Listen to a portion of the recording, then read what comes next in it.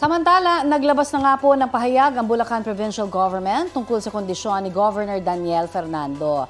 Kumakalat po kasi ang video sa social media na tila nahihirapan siyang magsalita sa isang event.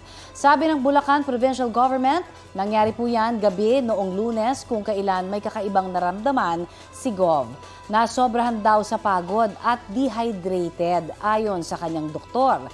Maayos na raw ang kanyang kalagayan at ngayon nagpapahinga na. Balita ko, may tututukan kayo tuwing 11 a.m. sa GTV.